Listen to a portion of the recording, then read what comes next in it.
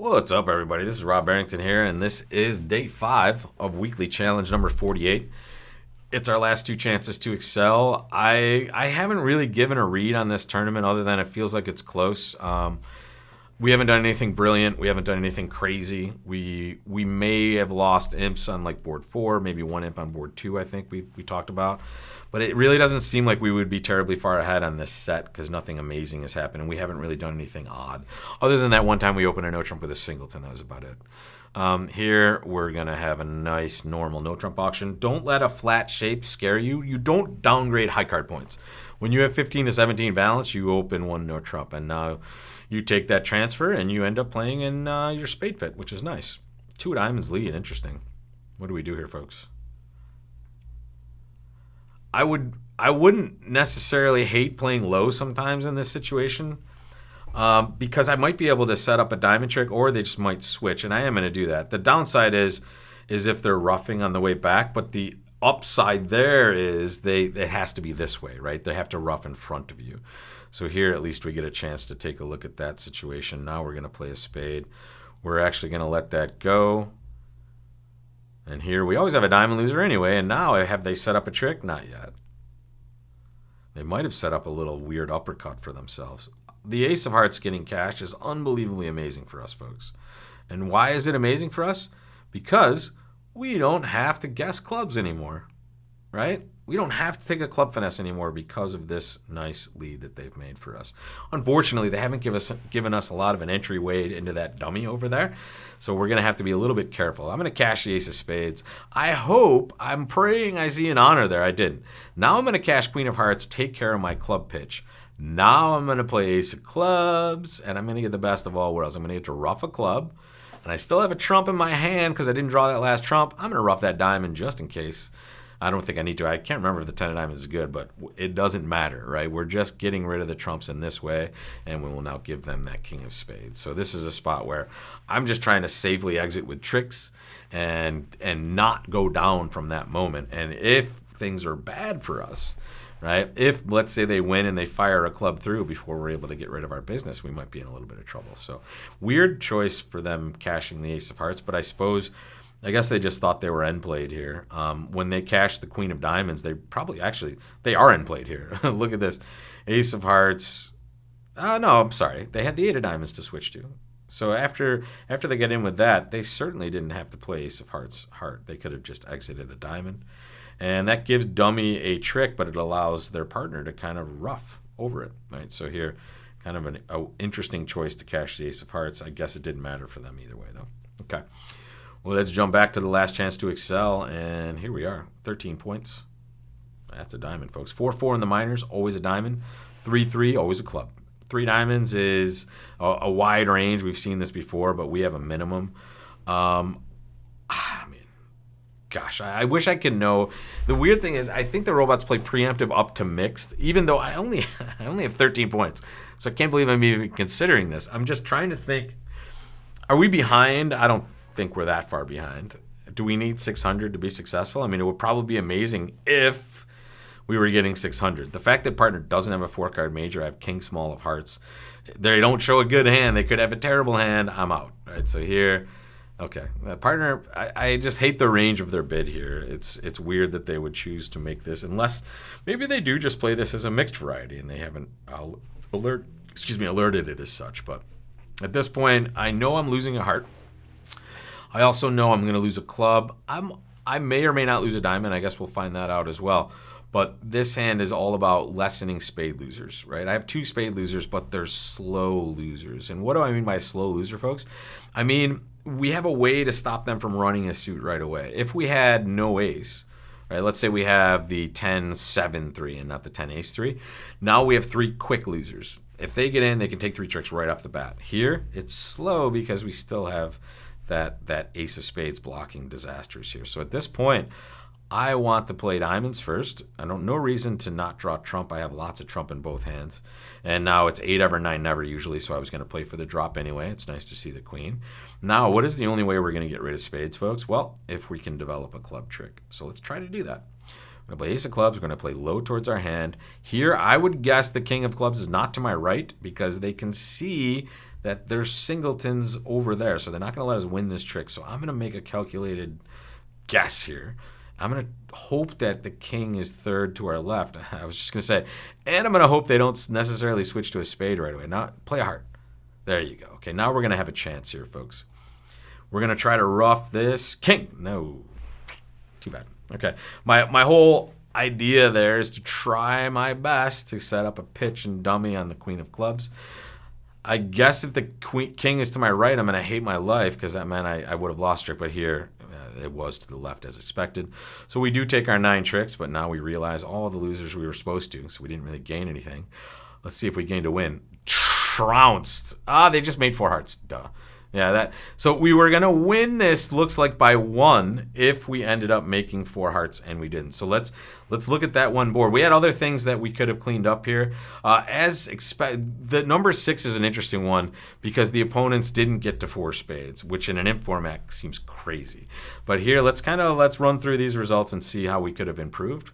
So let's jump into board 2, and man, I'm on a losing heater against the robots. This is depressing, man. I need to up my game a little bit. But this one, 4 spades making 4 for us was a huge win. Apparently, the robot did not find themselves successful here, and here's why. Here's their table.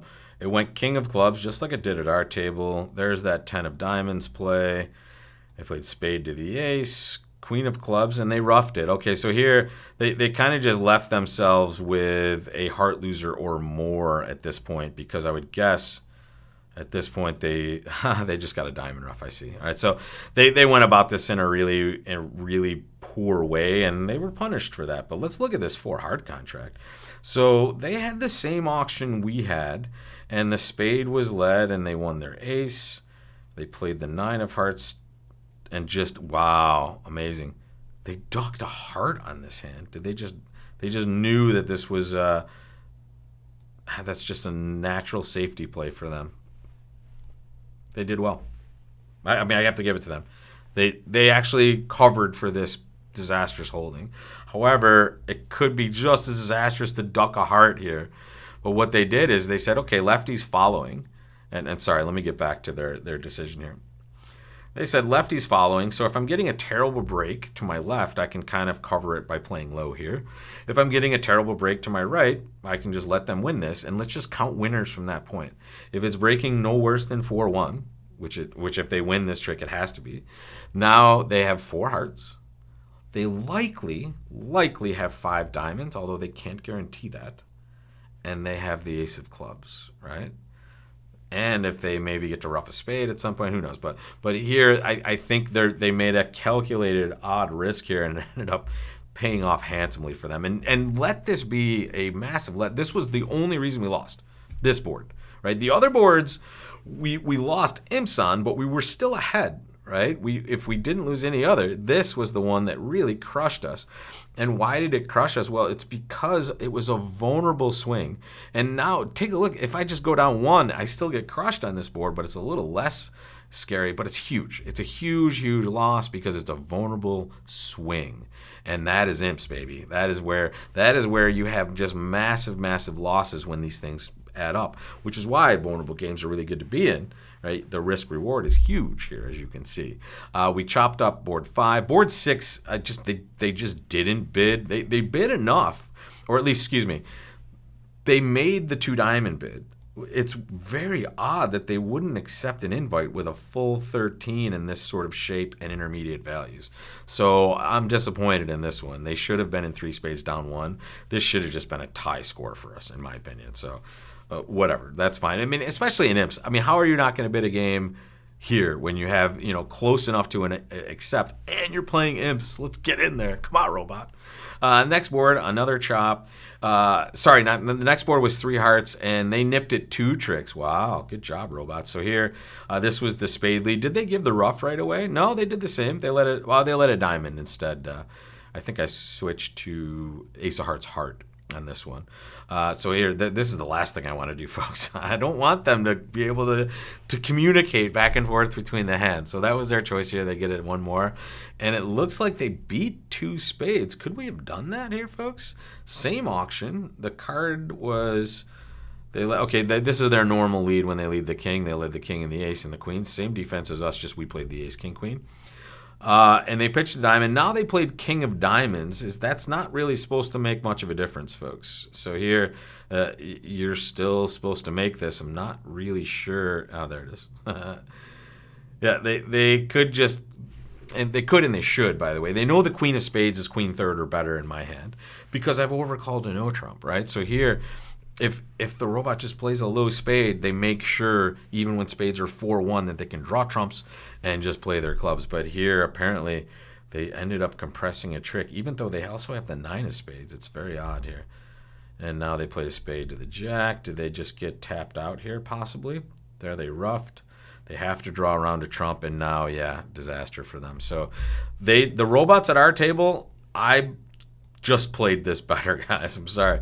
I led the same thing that they did, and then switched to a club, which really shouldn't matter. They should just do the same thing that they did in this case. And it's essentially the auction tips them off, folks. When I overcall a no trump, and they have ace king fifth in their hand and jack 10 third, what do they know I have? They know I have queen third at least, but likely queen fourth.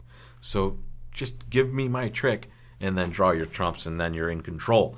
Now you draw trumps, you get to take a club finesse, or you can delay drawing trump for one round and draw more trump later. A lot of things can happen here. So I'll just critique the robot that way, as I get punished by 12 by them. But really, the one board that really, really mattered was board 4. And that's what a vulnerable game swing can do to you in a 10-board set. And notice, we had 2 of those, right? I get off to the massive lead on board 2 just because it's a plus 12 imp swing because they go down in a vulnerable game and I make. So we had 2 of those, and the rest of them were just kind of choices that were made that were interesting. I really think board 6 is supposed to be in game. I was happy to play it there. Just unlucky that we're not making. So I will try to do better next time. How do I get a win these days, man? This is brutal. The robots went through an upgrade, or am I going through like a mid-career downgrade here?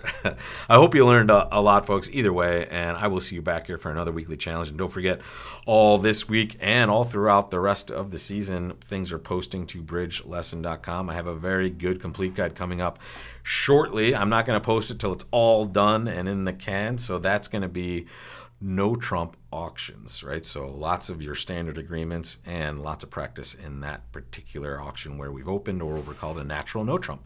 So I hope to see you back here for some more challenges and at bridgelesson.com for all of that great content out there. And don't forget, guys, the YouTube duplicate game every Friday at 3:30 p.m. Eastern Time. If you are available, or even if you're not, set aside time, grab a partner.